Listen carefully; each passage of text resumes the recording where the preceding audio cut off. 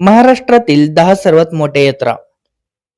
संतांची भूमी आणि रांगड्या संस्कृतीचा वारसा लाभलेल्या आपल्या महाराष्ट्रात जत्रा किंवा यात्रा म्हणजे केवळ उत्सव नसून तो एक सोहळा असतो. वर्षभरात राज्यात अशा अनेक यात्रा भरतात जिथे जनसागराचा महापूर लोटतो. आजच्या व्हिडिओमध्ये आपण महाराष्ट्रातील अशा 10 प्रमुख यात्रा पाहणार आहोत ज्या त्यांच्या भव्यतेसाठी आणि श्रद्धेसाठी प्रसिद्ध आहेत. चला तर मग सुरू करूया आपला हा भक्तिमय प्रवास. नंबर 10, शनी शिंगणापूर यात्रा, अहमदनगर. नगर जिल्ह्यातील शनी शिंगणापूर हे ठिकाण जगाला परिचित आहे. ते तिथल्या घरांना दरवाजे नसल्यामुळे दरवर्षी शनी अमावस्येला येथे मोठी यात्रा भरते. या दिवशी देशभरातून लाखो भाविक शनिदेवाला तेल अर्पण करण्यासाठी येतात. शिस्तबद्ध गर्दी आणि श्रद्धेचा एक वेगळाच अनुभव या यात्रेत येतो.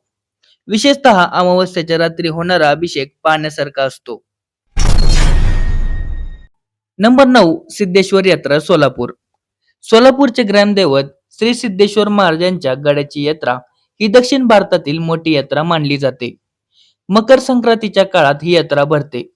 या यात्रेचे मुख्य आकर्षण म्हणजे गड्डा आणि नंदीध्वजाची मिरवणूक.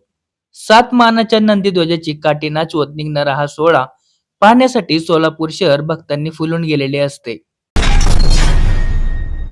नंबर 8, बावधनची बगाड यात्रा, सातारा. वाई तालुक्यातील बावधनची बगाड यात्रा ही तिच्या साहसी परंपरेसाठी ओळखली जाते.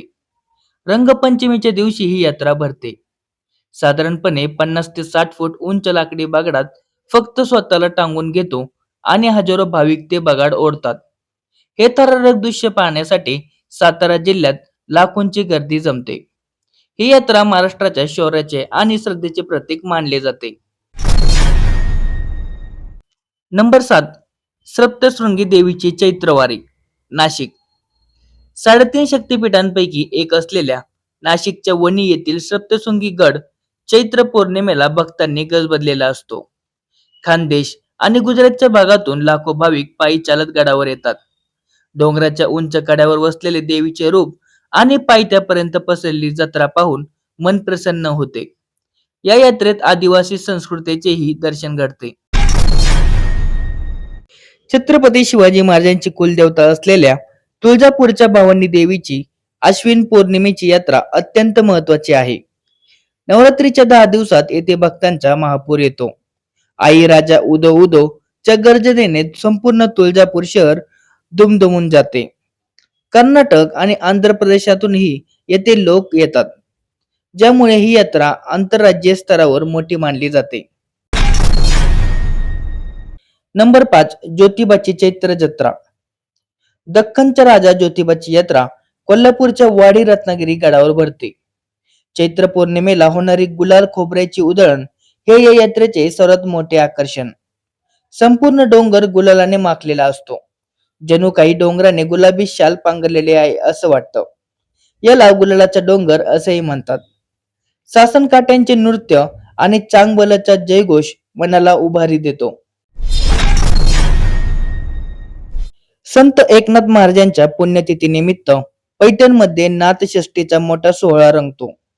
फाल्गुन वैद्य षष्ठीला गोदावरीच्या काठावर लाखो वारकरी आणि भाविक जमतात. भारुडे, भजन आणि कीर्तनाने पैठणची नगरी दुमदुमते. विठ्ठल आणि नाथांच्या भेटीचा हा सोहळा वारकरी संप्रदायासाठी अत्यंत पवित्र मानला जातो. नंबर 3, जेजुरीची खंडोबा यात्रा. पुण्यातील जेजुरी गडावर सोमवती अमावस्येला भरणारी खंडोबाची यात्रा भंडाऱ्यासाठी प्रसिद्ध आहे. येळकोट येळकोट जय मल्हार म्हणत जेव्हा भाविक भंडारा उधळतात तेव्हा संपूर्ण गड सोन्यासारखा पिवळा दिसतो. येथील तलवारीची कसरत आणि घोड्यांच्या शर्यती पाहण्यासाठी लोक लांबून येतात. खंडोबाच्या दर्शनासाठी येणारा जनसागर हा महाराष्ट्रातील सर्वात मोठा असतो. नंबर 2, पंढरपूरची कार्तिकी वारी. आषाढी वारीनंतर पंढरपुरात भरणारी कार्तिकी एकादशीची यात्रा ही दुसऱ्या क्रमांकाची मोठी यात्रा आहे. आषाढीला विठ्ठलाची वारी करण्यासाठी जे भाविक मुक्तात ते कार्तिकीला पंढरीत हजेरी लावतात. चंद्रभागेच्या वाळवंटात लाखो वारकऱ्यांचे वास्तव्य असते. या काळात पंढरपूरचे स्वरूप एका भव्य आध्यात्मिक नगरीसारखे होते. नंबर 1, पंढरपूरची वारी सोलापूर. महाराष्ट्रातील नव्हे तर जगातील सर्वात मोठा आध्यात्मिक सोहळा म्हणजे पंढरपूरची आषाढी वारी. 15 ते 20 लाखांहून अधिक वारकरी 800 वर्षाची परंपरा जपत शेकडो किलोमीटर चालत पंढरीला येतात. ही केवळ यात्रा नसून तो एक जनप्रवाह आहे. भक्ती, समता आणि माणुसकीचे इतके मोठे दर्शन जगात कुठेही पाहायला मिळणार नाही. ही महाराष्ट्राची खरी ओळख आहे.